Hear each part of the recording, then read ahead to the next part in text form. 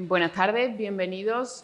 Voy a tomar la palabra simplemente para daros la bienvenida a este acto organizado en la mañana de hoy, esta presentación de una novela con la que tenemos además la suerte de contar con el autor, Matteo Terzaghi, y su traductor, Pablo Ingberg. Por tanto, hoy estamos de enhorabuena porque vamos a poder asistir a una conversación sobre el ejercicio de escribir y de traducir, cómo han trabajado juntos, si es que eso se ha producido de una manera productiva e interesante, como estoy segura que así lo ha sido, y por eso están hoy aquí acompañándose. Estarán además acompañados por un profesor de nuestra facultad, el profesor Miguel Ángel Cuevas, a quien agradezco que haya ofrecido esta actividad para las actividades culturales de la facultad en la mañana de hoy. Simplemente daros las gracias por la asistencia y os paso la palabra para que nos ilustréis. Muchísimas gracias. Gracias, Rocío. Yo lo primero que quiero hacer es recordar la figura de Antonio Rivero Taravillo, que es quien tendría que estar hoy aquí, en mi lugar. Fue él el que nos hizo llegar a la propuesta de Pablo Ingberg de venir junto a Matteo Terzaghi a presentar esta colección de textos particulares. Mi amigo Pablo Di Stefano,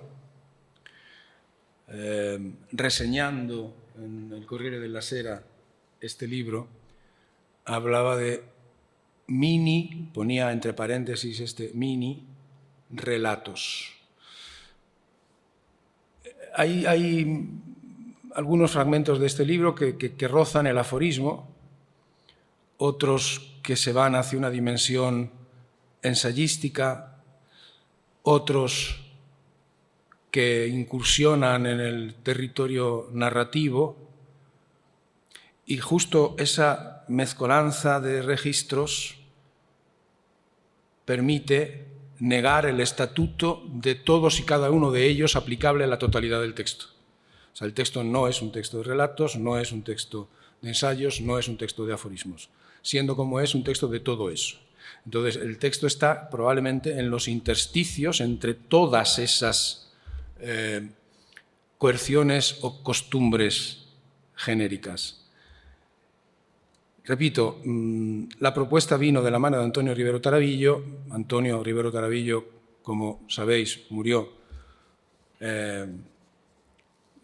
y es una pérdida considerable en el universo cultural literario sevillano, y no solo sevillano. Era traductor del inglés, traductor del irlandés, director de una revista de poesía. En fin, no voy a hacer ahora el recorrido por la obra de Antonio Rivero Taravillo, pero es una personalidad de reconocido y merecido prestigio en el ámbito cultural andaluz y español en general.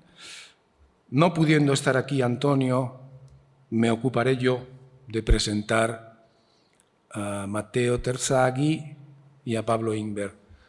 Matteo Terzaghi es un escritor suizo-italiano. A mí me gusta decirlo en italiano, que me perdonen los puristas, que me perdonen los vocabolisti, del Cantón Ticino.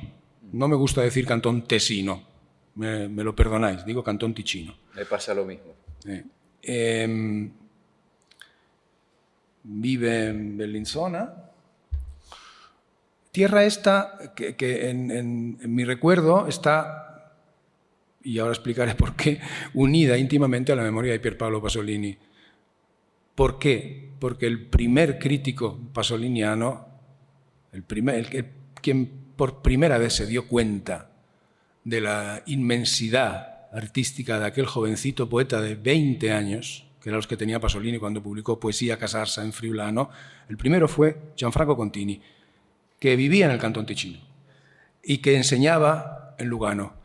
Y esa crítica de la Poesía Casarsa, la primera, fue publicada en el Corriere del Ticino, precisamente. Entonces, por eso es por lo que en mi memoria el Ticino está unido a la figura de Pier Paolo Pasolini. Matteo Terzaghi es no solamente escritor, es también artista, y yo una de las cosas que querría plantear en la conversación es precisamente eso. No he podido ver en qué consiste tu colaboración con Marco Zürcher. Sé que has colaborado con él, porque, en fin, he andado buscando información sobre ti, sé que has colaborado en bastantes proyectos, bastantes más de los que señala la sobrecubierta de este libro, bastantes más de los que hay aquí señalados, obedecen a tu colaboración con Marco Zürcher. En algún lugar en la tierra, Le Cahiers des Champs en francés, Che hago aquí, che ci faccio qui, The Tower Reach e altri racconti fotografici, Non c'è memoria senza fantasma, etc. Yo querría que nos contaras, si te parece oportuno, la naturaleza de esa relación con Marco Zürcher y en qué consiste, desde el punto de vista de la formatividad artística y de la productividad artística, en qué consiste esa colaboración, en qué se ha vertebrado, en qué se ha traducido. Autor de ensayos como El mérito del lenguaje, de 2006, y libros que resultan definidos, quizá de manera aproximativa, como de prosa ensayística y narrativa. Últimas proyecciones luminosas, traducida por Pablo Imbert también para la editorial Pretextos. La Tierra y su satélite, que es el libro que presentamos hoy, publicado por Pretextos y traducido por Pablo Imbert. Y lo último de lo que yo tengo noticia es un texto titulado Il manuale del fosforo e dei fiammiferi, el manual del fósforo y de las cerillas, o de los mixtos, también se puede decir mixto con S, no con X, y de los mixtos. Todos estos libros están publicados por Quodlibet. Aquí está. Ajá, muy bien, pues luego le echaré un vistazo si me dejas. Están publicados por la editorial Quodlibet, es decir, no por cualquier editorial. Una editorial fundada en los años 90 por discípulos de Agamben, y una editorial en la que han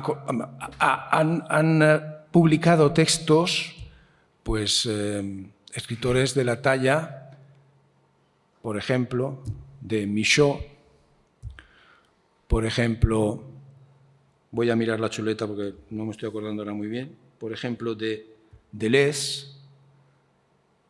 Ingeborg Bachmann, Wittgenstein, Robert Balzer. Es decir, una editorial en cuyo catálogo encontramos textos de primerísimo nivel en el ámbito del pensamiento literario. El pensamiento literario o de la literatura de pensamiento, como lo queramos llamar. Es una editorial sin duda de referencia en el panorama actual italiano. Yo quiero terminar esta presentación que hago de Matteo Terzaghi con esa cita de mi amigo Paolo Di Stefano, cuando reseñó... Paolo Di Stefano, que aprovecho también para decir que no solamente es un gran crítico militante, Paolo Di Stefano es siciliano como nosotros, como Marco y como yo, de Ávola, muy amigo de Jean-Paul Manganaro, el gran traductor francés del italiano, y no solo es un crítico militante, también es escritor en propio. Hay un texto maravilloso de Paolo Di Stefano, publicado, si no recuerdo mal, por Sellerio, en la colección La Memoria, que se titula La Catastrofa, y es la historia de la explosión de una mina en Bélgica en los años 60, en la que murieron cientos de inmigrantes italianos. Y sobre ese texto, sobre la catastrofa, la cantante Etta Scollo, algo así como la heredera de Rosa Palistreri, Etta Scollo sería algo así como la heredera de Rosa Palistreri, de la gran señora de la canción siciliana. Etta Scollo ha hecho un disco sobre la catastrofa de Paolo Di Stefano, maravilloso. Bueno, pues quiero terminar con las palabras de Paolo Di Stefano y dejando una pregunta a canone sospeso, como decía Roland Barthes, ¿no? Suspendida. Pablo Di Stefano, como he dicho antes, se refiere a los textos de La Tierra y su satélite como a mini cuentos. Textos, sigue diciendo, graciosos, distraídos, lunares, irónicos, divagadores, en la huella del gran escritor suizo Robert Balzer. Esto dice Pablo Di Stefano. Hay uno de los textos de este libro, se titula un incendio. Es un texto muy breve. Y este es de los más largos. Tiene 4 páginas. En este texto aparecen 2 personajes. Uno es Robert Balzer y el otro es Giacomo Leopardi. Un Giacomo Leopardi absolutamente improbable, por otra parte. Giacomo Leopardi ya ha aparecido en otro texto anterior, muy breve, mínimamente aludido. La pregunta que yo quiero plantear, y luego seguiré con la presentación de Pablo, es: toda la crítica que se ha ocupado de tu obra señala la presencia de Balzer. Yo te pregunto, ¿y Leopardi? Porque yo, leyendo tu libro, en más de un momento me he acordado de las operette morali, y más aún que de las operette morali, me he acordado de algunos de los pensamientos de Lozzi Baldone. Entonces te pregunto por la presencia de Leopardi en tu obra. Pablo Imbert es poeta, narrador, ha escrito también literatura infantil, ha escrito ensayística sobre la traducción, precisamente, un libro que no conozco, que me gustaría conocer, Escribir palabras ajenas. Ha publicado en editoriales de Hispanoamérica y españolas, en Argentina, en Chile, en México y en España. Es un traductor muy prolífico. Traduce del griego antiguo, del latín, del inglés, del italiano, y por nombrar solo algunos de los puntales de su trabajo de traductor, si nos nombráramos todos estaríamos aquí 10 minutos, pues voy a nombrar uno del griego antiguo, otro del latín, otro del inglés y otro del italiano. Safo, Virgilio, Virginia Woolf y Pirandello. Aparte de que se ha encargado, ha hecho eso que en italiano llamamos curatela y que en español todavía no tenemos el término, porque curación no me parece que sea muy adecuado, de las obras completas de William Shakespeare en italiano, en castellano. Dirige la colección Textos griegos y latinos, nada menos que para la editorial Losada, que es una editorial de extraordinaria memoria para quienes... A mí me cogió pequeñito, jovencito, tenía 17, 18 años, pero en fin, me cogió también, cuando teníamos que comprar los libros prohibidos en las librerías de segunda mano, y muchos de ellos eran libros de Losada. A Miguel Hernández lo leíamos en las secciones de Losada, por ejemplo, ¿no? Bueno, pues nada menos que en esa editorial cuya memoria debería ser patrimonio de la humanidad hasta que Milei la destruya, a ver si antes de que Milei la destruya conseguimos que se nombre patrimonio de la humanidad. Uno de los consultores de esa editorial es Pablo. Y también para Pablo quiero lanzar una pregunta. Hemos estado hablando un poco antes, ¿no? Pero la pregunta que quiero lanzar, sobre la que, si es el caso, podríamos reflexionar, es: ¿traduces igual cuando traduces para una editorial española que cuando traduces para una editorial mexicana, por ejemplo? Ahí dejo la pregunta, porque evidentemente, como todos sabemos, el español de América, que se llama así, español de América, pero es absolutamente inapropiado. Serían los españoles de América, ¿no? Del mismo modo que el español de España tampoco es el español de España, hay muchísimos, ¿no? Entonces, la pregunta, como digo, en cualquier caso hay notables diferencias sintácticas, morfológicas, semánticas, léxicas.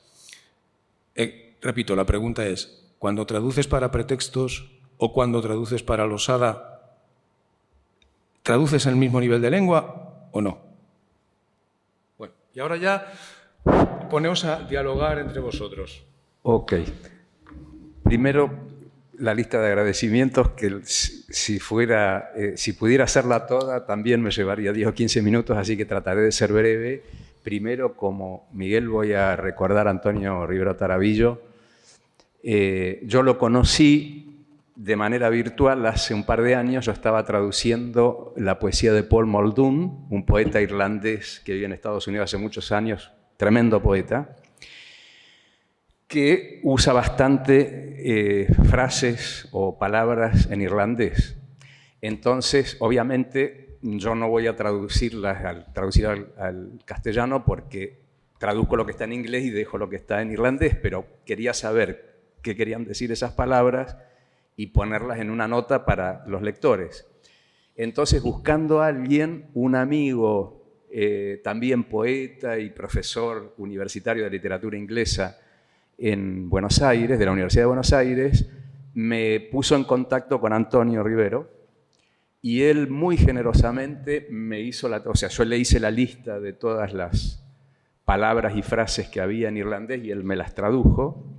Después incluso le pregunté si quería y él aceptó con gusto. Le mandé mi borrador de traducción mientras yo lo revisaba, lo leyó también y así quedó como una relación virtual. Y yo dije, cuando empecé a organizar esta gira con Mateo, pensé, vayamos a Sevilla y conozco en persona a Antonio. Entonces le escribí, hará un año, y él me contó que estaba enfermo, todo este problema, que no sabía, etcétera, etcétera. Bueno, hizo la conexión y llegué un mes tarde, porque me hubiera gustado mucho conocerlo en persona y bueno, no sucedió, pero tengo un recuerdo muy en el corazón de él y hasta casi se me caen las lágrimas en este momento para recordarlo. Luego agradezco muchísimo a Miguel Ángel y en general a la Facultad de Filología. Con Mateo estábamos enamorados del edificio hermoso que tienen. Es una universidad hermosa y es para nosotros un honor estar aquí. Así que gracias a Miguel Ángel y a las autoridades. Y quiero agradecer también a todas las instituciones suizas que han aportado a esto. La traducción yo la hice hace 2 años en la Casa de Traductores Loren, cerca de Zúrich, donde me visitó incluso Mateo en persona. Y también la hice con un subsidio de Pro Helvetia y un subsidio del Cantón Ticino. Y esta gira de presentaciones con Mateo además también está subvencionada por Pro Helvetia, así que estoy muy agradecido a los suizos porque me permiten hacer estos trabajos hermosos y además viajar y presentarlos. Dicho todo esto, muchas gracias también a ustedes por estar presentes y a Mateo por acompañarme. Es un gusto muy grande presentar este libro y voy a empezar por contestar a la pregunta de Miguel Ángel. En Argentina tenemos una tradición de traducción tendiente a, en lo posible, evitar los localismos, ¿no? O sea, en lo posible, no siempre es posible. Hay cosas que se dicen de una manera en un país y de otra manera en otro y no existe una manera neutra. Pero hay otras cosas que sí, son como las más coloquiales, las más vulgares. Y en ese sentido, el italiano incluso es una ayuda, porque el italiano es una especie de entidad un poco abstracta, porque cada italiano en su región, no solo los que hablan dialectos, sino incluso los que hablan el italiano, lo hablan con mucha diversidad. No es lo mismo el italiano, incluso el italiano, ¿no?, que habla un, no sé, napolitano o un milanés, o en cada región. Entonces, pero en la literatura hay algo un poco más lavado, sobre todo, bueno, a ver, en un caso como en el italiano de Mateo, también es un italiano en ese sentido nada complejo, en el sentido que no tiene muchas cosas que sean particulares o regionales, entonces eso facilita mucho que en la traducción no hagan falta entrar en demasiados detalles. Fuera de eso, para lo que es inevitable, debo reconocer que la editorial Pretextos tiene un trato ejemplar porque nunca me dijeron, o sea, cuando yo empecé a traducir el primer libro que traduje para Pretextos, que creo que fue el libro anterior que traduje de Mateo, del cual habló Miguel, en un momento llegué a un punto en que tenía que hacer una elección de ese tipo, era una palabra inevitablemente regional. Entonces le escribí al Manuel Borrás, la editorial Pretextos, a quienes también tendría que haber incluido en los agradecimientos desde un principio. Él me dijo, en argentino lo digo yo, él no lo habrá dicho así, hacé lo que quieras, hacelo como quieras, nosotros no te vamos a decir nada. Así que en ese sentido tuve la absoluta libertad, entonces usé una lengua lo menos marcada posible por regionalismos, y en los casos en que tuve que elegí el que me quedaba cómodo, que es el argentino, que es el que puedo usar, pero no creo que haya mucho. Me acuerdo que el año pasado, cuando estuvimos presentando un libro, Vuelo a la sombra, otro libro de una autora ticinese, Ana Rullá, a la gente le llamaba mucho la atención una palabra que yo uso bastante, que es nochecita. Yo uso tardecita y nochecita, le llamaba la atención como argentinismo.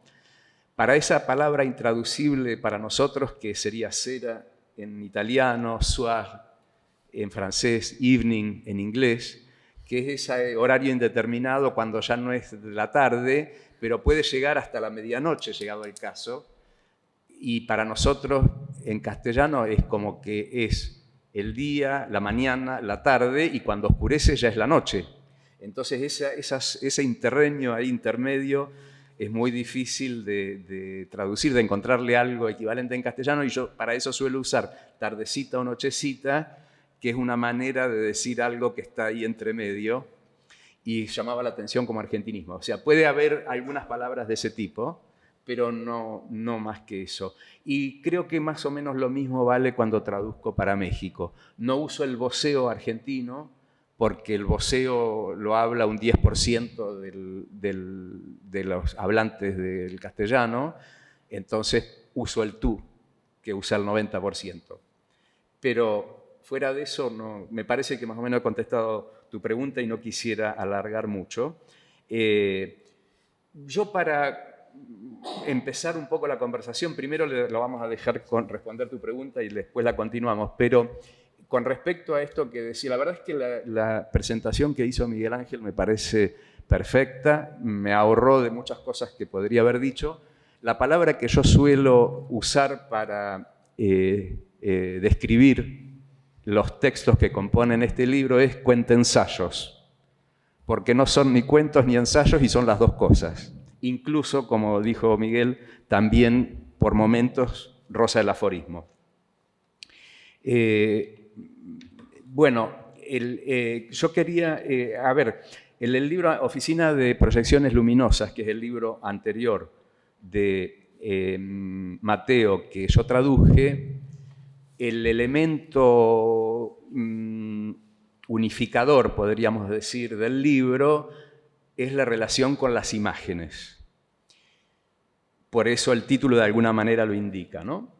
En este libro, La Tierra y su satélite, uno de los elementos unificadores compositivos, diríamos, es la composición escolar, que en italiano se llama tema in classe, lo cual le permite tener ahí la palabra tema, que para nosotros es mucho más significativa, ¿no? Que significa tantas otras cosas como en italiano, pero no justamente esa, que se pierde. Es decir, la traducción, por ejemplo, la traducción castellana publicada por Pretextos del libro de Robert Balzer, al que hace referencia Mateo dentro del libro, y que es justamente una especie de libro de composiciones, se llama I temi di Fritz Kocher, no me acordaba, no me salía el nombre de pila. y Temi, que está traducido al castellano como Los cuadernos de Fritz Kocher. Entonces se pierde esta cosa que está permanentemente en el libro de Mateo. Y solo para dar una breve conexión de este libro, el nuevo de él, que espero poder traducir pronto, que en algún sentido le escuchaba una presentación que hizo él con Pietro De Marchi, y decían, bueno, se me fue ahora en la cabeza, pero este libro tiene como elemento unificador el tema de los manuales y de lo manual. Bueno, en este que es lo de la composición escolar, la redacción, no sé si le llaman acá también, el tema como más, la manera más popular de llamarlo en Argentina es redacción. Lo uso en algún momento dentro de la traducción a esa palabra. Pero como tema en clase, como ahí está la cosa del tema y de la clase, de lo escolar, por eso, para traducir la expresión tema en clase, yo usé composición escolar. Y les voy a leer un fragmentito nada más de uno de estos textos donde describe esta situación que de alguna manera plantea el método de este libro, ¿no? El texto se llama La composición escolar como género literario y empieza con este párrafo. En la escuela se escriben composiciones escolares, muchas composiciones o redacciones, que es lo mismo. Ven que acá usó el dos palabras, por eso composiciones o redacciones. Luego de terminada la escuela, se pasa a otros géneros literarios. Hay una gran variedad, de la propaganda comercial al parte médico, de la carta de amor o de protesta al diario, o, como dicen los franceses, el journal intime. Alguien se pondrá incluso a escribir novelas apasionantes y conmovedoras, y en consecuencia se convertirá en un escritor o una escritora famosa, mientras que otros continuarán escribiendo toda la vida composiciones escolares. Como creo pertenecer a esta última categoría, permítaseme desarrollar el razonamiento de la manera que más me conviene. Y les leo nada más el comienzo del párrafo siguiente para no seguir, pero porque aparece una palabra muy importante. En otros tiempos, los primeros ejercicios de composición escrita se llamaban, y en italiano es pensierini, o sea, pensamientitos sería. Yo lo traduje como, después de mucho cavilar, palabritas. Al menos en mi escuela. O sea, ahí hay un problema de estos que se plantean que es como una especie de regionalismo. Bueno, con esto más o menos creo haber dado algo un poco complementario de lo que bien había dicho Miguel y le cedería la palabra a Mateo. Vamos a hacer lo siguiente, si alguien no entiende algo de lo que él dice en italiano, y en cualquier caso, en cualquier momento, si quieren hacer una pregunta, tienen toda la libertad de interrumpir, o sea, de intervenir. Nadie interrumpe. Cualquiera que quiera decir algo en algún momento, solo levanta la mano y tiene la palabra y participa. Y entre otras cosas puede hacerlo si es que algo que nosotros decimos, que dice él, no se entiende bien, nos preguntan y nosotros lo aclaramos sin ningún inconveniente. Grazie mille per queste presentazioni, per l'ospitalità, per l'invito, l'ospitalità. Grazie a voi di essere qui.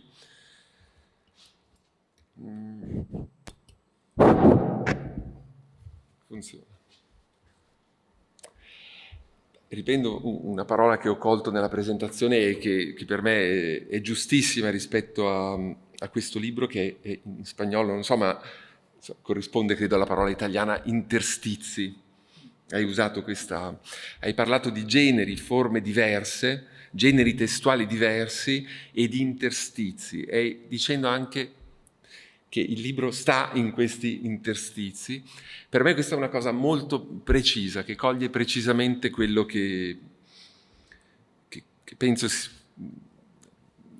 che siano questi libri, e lo sperimento quando mi viene chiesto di dare un brano, un pezzo per una pubblicazione su rivista o per presentare qualche cosa, di scegliere un brano E benché ogni brano abbia una sua autonomia, i testi hanno una loro... sono effettivamente dei piccoli racconti o dei piccoli saggi che hanno una loro autonomia, sento proprio una lacerazione, sento che non è lì, non è nel brano separato che sta il pezzo. Stai proprio sbranando, Sì. letteralmente. E questo è proprio un indizio di questa cosa. Il libro sta nel come queste parti si tengono in relazione tra di loro. L'altra cosa che riprendo, a cui risponde, è questa di Leopardi, che sì, è lo Zibaldone, è un esempio di una scrittura erratica, che è anche una scrittura, appunto, i pensieri di Leopardi, oppure le operette morali, sono dei testi che stanno, se volete, a metà tra il saggio, la forma filosofica, la forma del dialogo filosofico e la poesia, nel caso delle operette morali, ma anche questa compresenza di comico e massima serietà. Cioè, sono proprio come degli oggetti che hanno queste due cose insieme, la comicità e la profondità o la serietà filosofica sono compresenti, sono una cosa sola in Leopardi. Il lavoro con Marco Zürcher o con altri artisti o artiste è una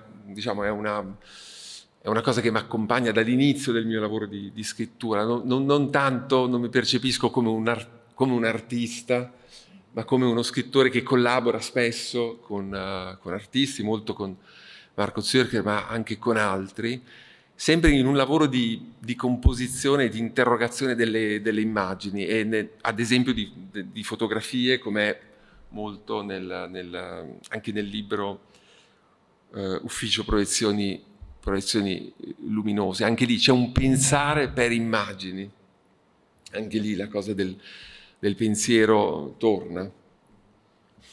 Una parola chiave, forse la parola con cui è facile per descrivere queste cose, che è una parola che subito ci fa pensare a Walter Benjamin, è la parola costellazione. L'idea di una costruzione che non si sviluppa tanto linearmente, ma in varie direzioni. Una costellazione si disegna nelle relazioni tra elementi e nella tensione che si crea tra questi elementi.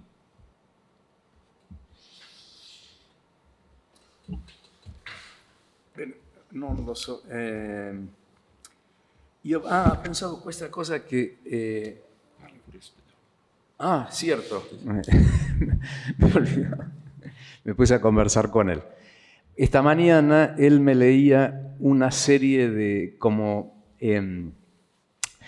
esto, entre los tantos sentidos de tema, en italiano como en castellano, está el sentido musical, ¿no? Variaciones sobre un mismo tema o motivo. Y entonces él me decía que había preparado una serie de temas como recurrentes que recurrían a lo largo del libro.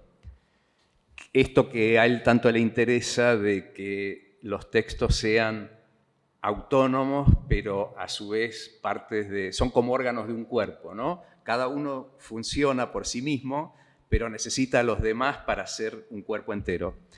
Así que si querés decirnos un poco de esos temas y vamos conversando de eso. Mm-hmm. Sì, no, ci sono dei motivi che poi io ho riconosciuto scrivendo il libro, non vengono prima, ma che tornano, dei motivi ricorrenti, spero anche si sviluppino, che creino, che ci sia uno sviluppo in questo senso è come una costruzione musicale. Mm-hmm. La forma del tema scolastico. Il tema scolastico è in un modo rudimentale, nel piccolo, in un modo...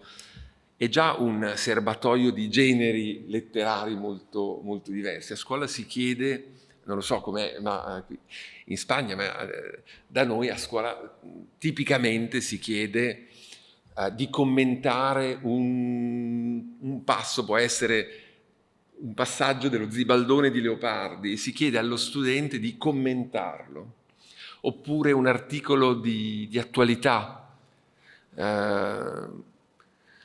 oppure si chiede un racconto autobiografico, quando al lunedì ti si chiede di scrivere un tema intitolato La mia domenica. Allora sarà un racconto di tipo autobiografico. In fondo nella questo tipo di scrittura scolastica c'è già una varietà di temi. O scrivi la recensione di un film che sei andato a vedere, scrivi una recensione. C'è una varietà nel piccolo, in modo molto rudimentale, di generi letterari. Il brano che hai letto tu, Pablo, inizia proprio con questa cosa, anche ironicamente. Sono molti i generi letterari, anche il referto medico può essere considerato un genere letterario. La manualistica, di cui appunto parlo molto in questo libro come genere letterario. In Italia c'era questa collana, continua ancora, ma ha avuto un momento di gloria all'inizio fine 800, inizio 900, dei manuali Hoepli.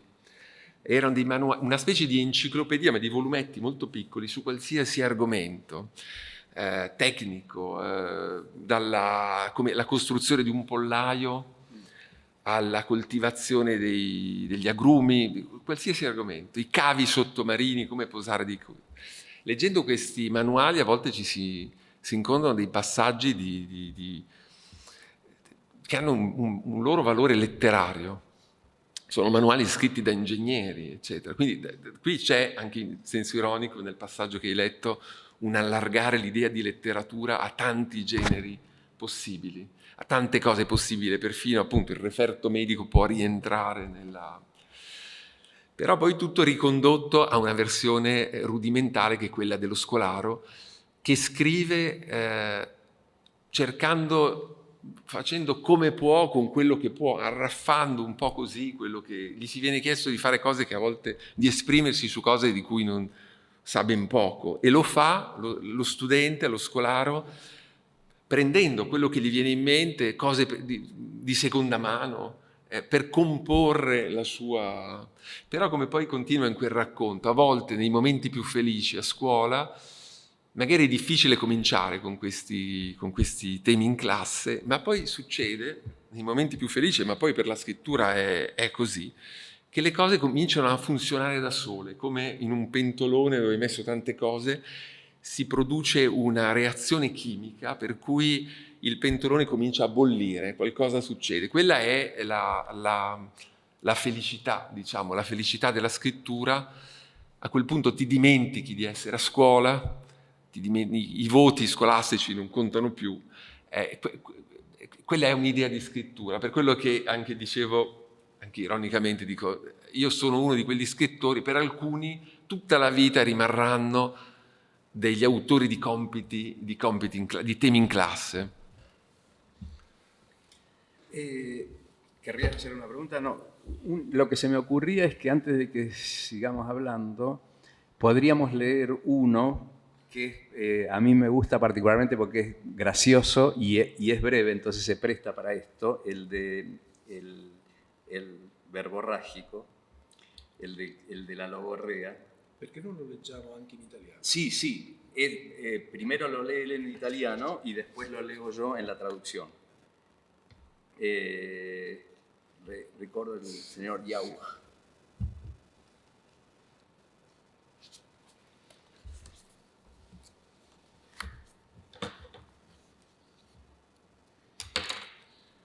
Tra i temi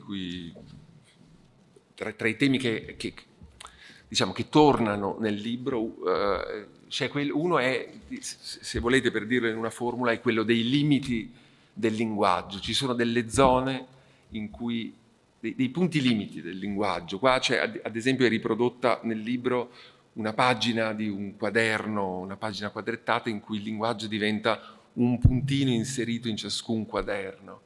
Oppure quel un incendio che citavi prima, c'è una riflessione sulle esclamazioni come o, di stupore, di meraviglia, ma anche di paura. Anche quello è un punto limite, secondo, può essere vista l'esclamazione come un punto limite o un punto sorgivo generativo del linguaggio.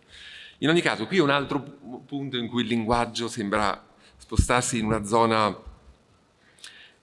zona limite. Ricordo del signor Jauch. Pensavo di sapere cosa fosse la logorrea e invece l'ho capito solo il giorno in cui ho rivolto la parola al signor Jauch, quel vecchio che si aggirava nella nostra piccola città come l'ultimo reduce di un'altra epoca, l'epoca del cinema muto, si potrebbe dire, non fosse altro che per la tenuta, il cappello, il bastone e le bretelle che gli tiravano i pantaloni sulla pancia, lasciando scoperti i calzini. Nel suo aggirarsi seguiva sempre lo stesso schema. Avanzava di poche decine di passi e poi faceva una lunga pausa, durante la quale rimaneva immobile con lo sguardo fisso nel vuoto.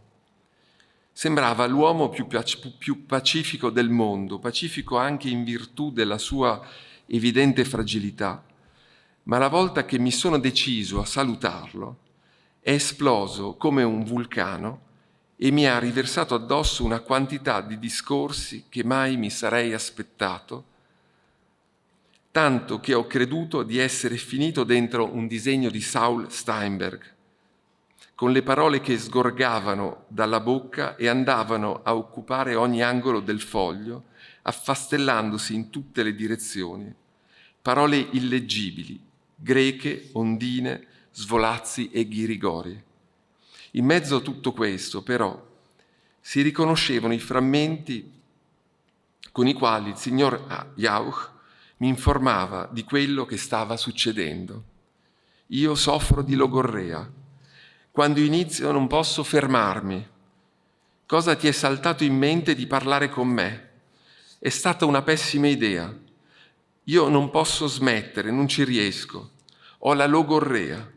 Vattene, come te lo devo dire? Mi invitava ad andarmene, ma nello stesso tempo mi veniva sempre più vicino, fino ad appoggiarsi con una mano alla mia spalla. Si capiva che per lui ero già un amico. Perché allora separarci così presto? La giornata era ancora lunga ed era chiaro come il sole che non avevo niente da fare. Ero un disoccupato, non è vero? Ero uno sfaccendato, un perdigiorno, un malato cronico della sua stessa risma o anche peggio, un nulla facente, un nulla tenente, una nullità, oppure un miliardario che viveva di rendita. Di quale dinastia facevo parte? Alla fine sono dovuto scappare, letteralmente, liberarmi dalla presa e correre via, mentre lui non la smetteva di infilare una frase dietro l'altra, ormai del tutto fuori controllo. Gridava, cantava, invocava. Da lontano l'ho visto agitare il bastone, un gesto che era insieme un arrivederci e una minaccia, e l'ho visto barcollare su due gambe troppo sottili per un corpo così pesante. In seguito, se gli ho lanciato un saluto, è stato solo con il pensiero. Ho sempre evitato di incrociarne lo sguardo e non so se ho fatto bene o male, proprio me lo domando. Negli ultimi anni le sue apparizioni erano diventate sporadiche, non lo si vedeva quasi più. Lo ricordo sotto i portici del municipio e in altri angoli della città, intento a eseguire uno dopo l'altro i suoi piccoli passi, o così fermo e inebetito da somigliare a una statua di cera. Ho scritto queste righe perché oggi, sfogliando il giornale, mi sono imbattuto nel suo annuncio di morte e ho avuto l'impressione di aver perso un amico impossibile. Caro signor Jauch, riposa in pace. recuerdo del señor Jauch, o lo pronunciamos Jauch. Yo creía saber qué era la logorrea y, sin embargo, solo lo entendí el día en que le dirigí la palabra al señor Jauch, aquel viejo que vagaba por nuestra pequeña ciudad como el último sobreviviente de otra época, la época del cine mudo, se podría decir, aunque más no fuera por la indumentaria. El sombrero, el bastón y los tirantes que le tensaban los pantalones sobre la panza, dejando al descubierto las medias. En su vagar seguía siempre el mismo esquema. Avanzaba unas pocas decenas de pasos y luego hacía una larga pausa, durante la cual permanecía inmóvil con la mirada fija en el vacío. Parecía el hombre más pacífico del mundo, pacífico incluso en virtud de su evidente fragilidad. Pero la vez en que me decidí a saludarlo, explotó como un volcán y me vertió encima una cantidad de discursos que jamás me habría esperado, tanto que creí haber terminado dentro de un dibujo de Saúl Steinberg, con las palabras que emanaban de la boca e iban a ocupar todos los rincones de la hoja, amontonándose en todas las direcciones. Palabras ilegibles, orlas, ondas, floreos y garabatos. En medio de todo eso, sin embargo, se reconocían fragmentos con los que el señor Jauch me informaba de lo que estaba ocurriendo. Padezco logorrea, cuando empiezo no puedo detenerme. ¿Cómo se te pasó por la cabeza hablar conmigo? Fue una pésima idea. Yo no puedo parar, no lo consigo, tengo logorrea. Vete, ¿cómo te lo tengo que decir? Me invitaba a irme, pero al mismo tiempo se acercaba a mí cada vez más hasta apoyarme una mano en el hombro. Se entendía que para él yo era un amigo. ¿Por qué entonces separarse tan pronto? La jornada era larga todavía y estaba claro como el sol que yo no tenía nada que hacer. Era un desocupado, ¿no es cierto? Era un vago, un holgazán, un enfermo crónico de su misma calaña o incluso peor. Un inoperante, un desposeído, una nulidad. O un multimillonario que vivía de renta. ¿De qué dinastía formaba parte yo? Al fin debí escapar, literalmente, liberarme del agarre y salir corriendo, mientras él no paraba de espetar una frase tras otra, ya por completo fuera de control. Gritaba, cantaba, invocaba. De lejos lo vi agitar el bastón, un gesto que era a la vez un adiós y una amenaza, y lo vi tambalear sobre dos piernas demasiado delgadas para un cuerpo tan pesado. Más adelante, si le lancé un saludo, fue solo con el pensamiento. Evité siempre encontrarme con su mirada y no sé si hice bien o mal, justamente me lo pregunto. En los últimos años, sus apariciones se habían vuelto esporádicas. Ya casi no se lo veía. Lo recuerdo bajo los pórticos del municipio y en otros rincones de la ciudad, atento a dar, uno tras otro, sus pequeños pasos, o tan quieto y alelado que parecía una estatua de cera. Escribí estas líneas porque hoy, hojeando el periódico, me topé con el anuncio de su muerte y tuve la impresión de haber perdido a un amigo imposible. Querido señor Jauch, descanse en paz. Bueno, ahí tenemos un ejemplo completo de un texto.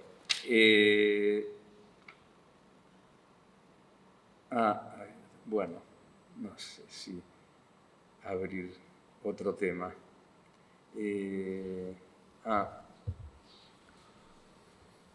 Bueno, otro de los temas o motivos que decía él que recurre mucho aquí es el de la salud. Hay uno que me parece inconveniente para leer, porque hay que leerlo tranquilo sentado en casa, porque trata sobre la muerte, que es, como bien dice ahí, el gran tema, o uno de los grandes temas. Pero hay un fragmento que tiene que ver con esto de la salud, que podríamos leer también.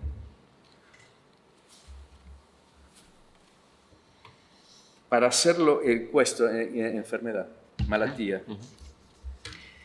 No lo leemos entero, para ser más breves, Pero se trata de una situación en que el yo que habla acá, en el libro, cuenta que está internado en un hospital y le traen la familia, le trae cosas para leer, etcétera, etcétera. Pero más que leerlo completo, ya les hice la introducción de... no, este. No. Questo, malattia. Scusa. No, prima.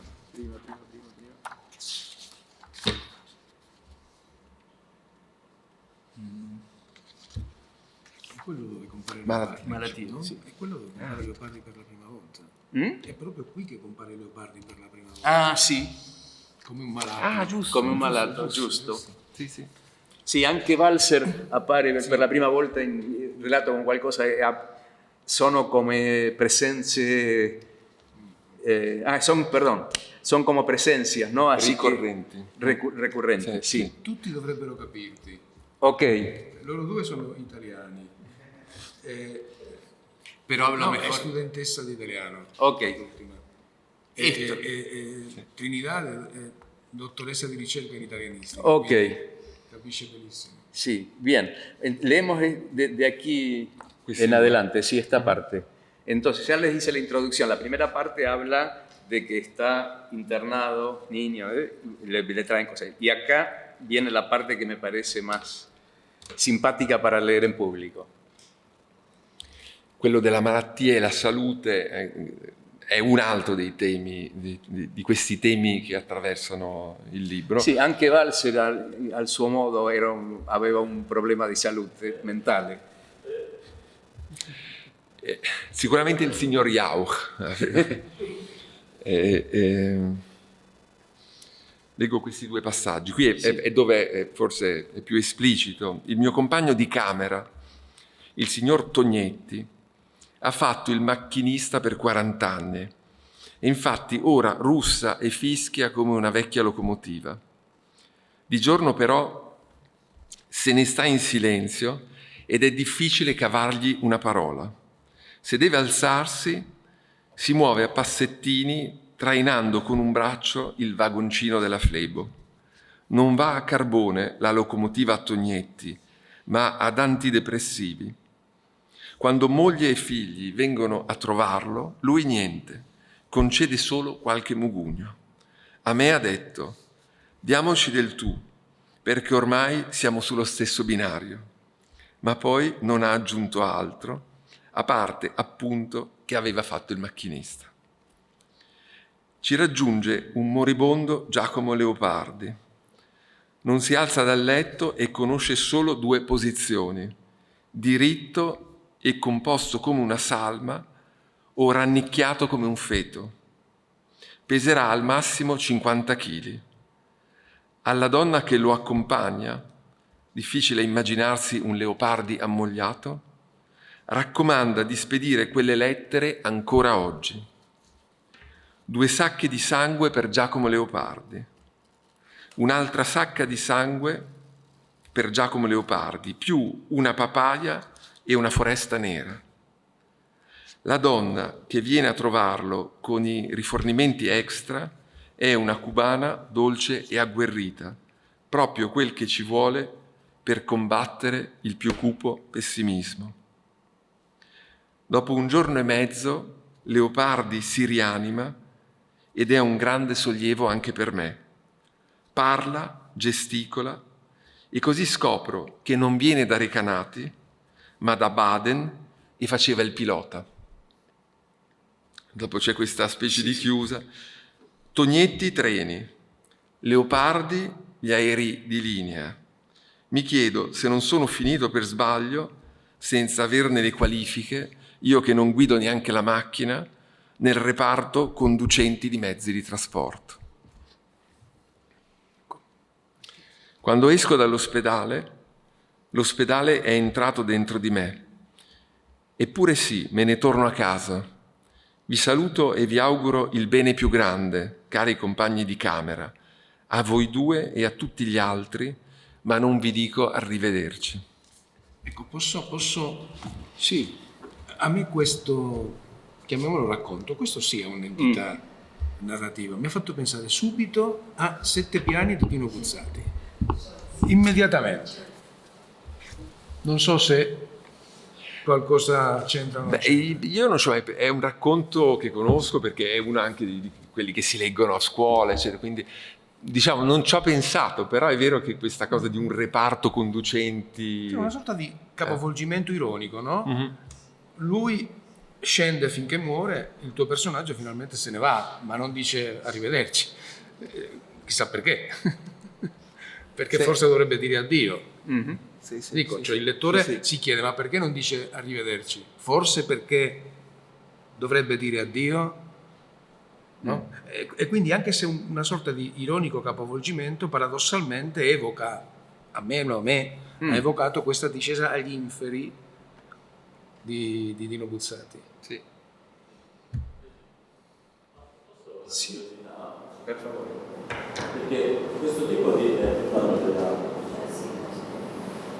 di scrittura è, diciamo, facciamo l'elogio di Marx, no? Qua all'argine dei canoni principali della letteratura italiana.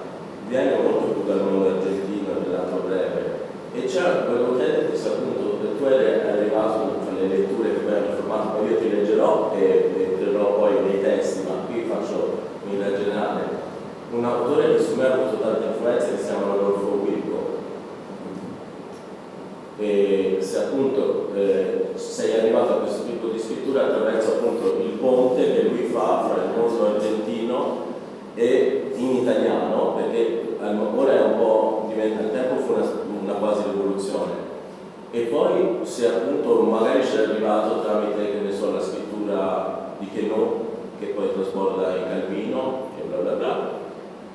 E un'altra cosa che mi è interessato molto, qui passo sulla mia formazione che è filosofica, è proprio la questione costellativa, perché c'è in Die Prismen, Adorno, prendendo proprio il tema delle costellazioni di Benjamin, dice appunto di non costruire, perché come condanna, se noi prendiamo Croce, no? Dialettica pura, la sintesi, Croce condanna, non considera o un'opera letteraria nello Zibardone al limite delle operette morali, proprio perché non è la sintesi come testo.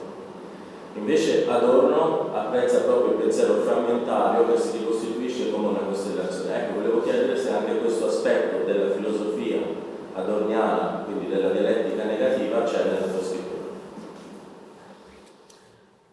Allora, su Wilcott è uno scrittore che ho letto e che apprezzo. Ci sono forse altri, diciamo, modelli che da lettore, cose che ho sempre letto, che continuo a leggere. Uno è appunto un autore di lingua tedesca, Walser, è un autore che non mi stanco di leggere.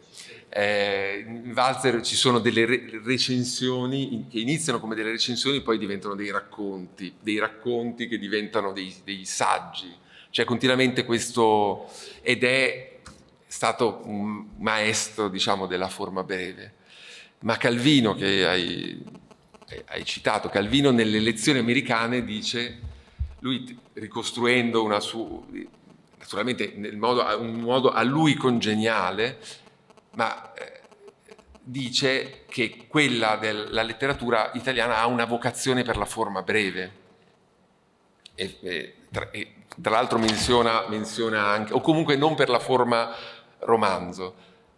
Adesso le lezioni americane sono anche degli anni '80, è passato del tempo, però riconosceva questa cosa.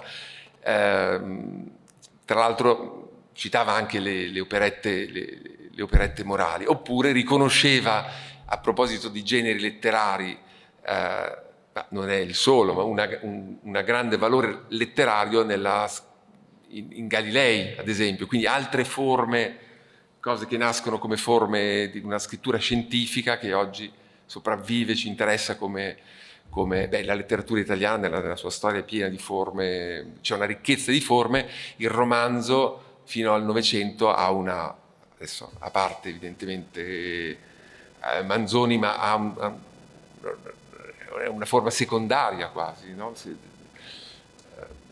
Però sì, c'è questa vocazione per le forme brevi che può essere, che tra l'altro è anche qualcosa che si può riconoscere nella letteratura, che per una semplice questione di prossimità geografica e di facilità di scambi, anche nella letteratura svizzera c'è questa cosa. Nella letteratura svizzera di lingua tedesca, Walser, Peter Bichsel, c'è un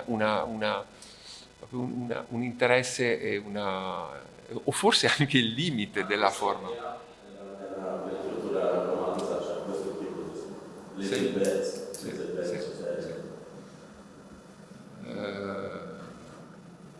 Sì. Poi avremo modo. Sentiamo oigamos tu versión, ¿no? Ok. Mi compañero de habitación, el señor Tonietti, fue maquinista durante 40 años y de hecho ahora ronca y silba como una vieja locomotora. De día, sin embargo, se queda en silencio y es difícil sacarle una palabra. Si tiene que levantarse, se mueve a pasitos arrastrando con un brazo el vagoncito del gotero. No funciona con carbón la locomotora Tonietti, sino con antidepresivos. Cuando esposa e hijas vienen a verlo, él nada, solo concede algún refunfuño. A mí me dijo, tuteémonos, porque ya estamos en el mismo andén. Pero luego no agregó nada más, aparte precisamente de que había sido maquinista. Se nos une un moribundo Giacomo Leopardi. No se levanta de la cama y solo conoce dos posiciones, derecho y compuesto como un cadáver o acurrucado como un feto. Pesará como máximo 50 kilos. A la mujer que lo acompaña, difícil imaginarse a un Leopardi casado, le encomienda despachar esas cartas hoy mismo. 2 bolsas de sangre para Giacomo Leopardi. Otra bolsa de sangre para Giacomo Leopardi. Más una papaya y una selva negra. La mujer que viene a verlo con las provisiones extra es una cubana dulce y aguerrida. Justo lo que hace falta para combatir el pesimismo más sombrío. Después de un día y medio, Leopardi se reanima y es un gran alivio incluso para mí. Habla, gesticula y así descubro que no viene de Recanati, sino de Baden y era piloto. Tonietti trenes, Leopardi aviones de línea. Me pregunto si no habré terminado por error, sin las calificaciones correspondientes, yo que no manejo ni siquiera un auto, en la sección conductores de medios de transporte. Cuando salgo del hospital, el hospital ha entrado dentro de mí. Y sin embargo, sí, vuelvo a casa. Los saludo y les deseo el mayor bien, queridos compañeros de habitación, a ustedes dos y a todos los demás, pero no les digo hasta luego.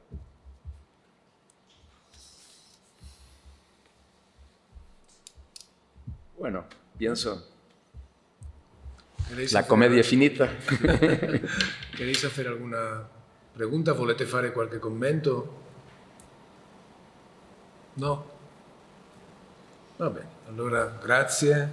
Grazie Pablo, a voi. Grazie Matteo. Grazie a tutti e due voi autori, perché un argomento che non abbiamo toccato però è quello della traduzione come autorialità, come gesto di autorialità. Tra l'altro Pablo è anche scrittore in proprio, quindi necessariamente la mia domanda verso di lui era una domanda trappola, solo che lui l'ha scansata benissimo.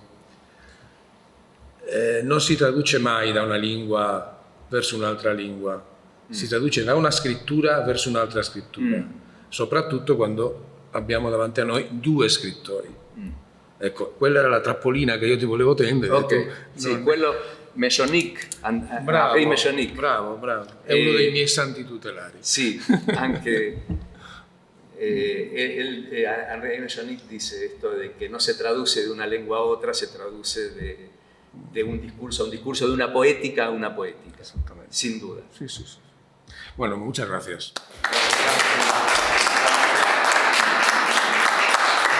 Grazie mille a voi.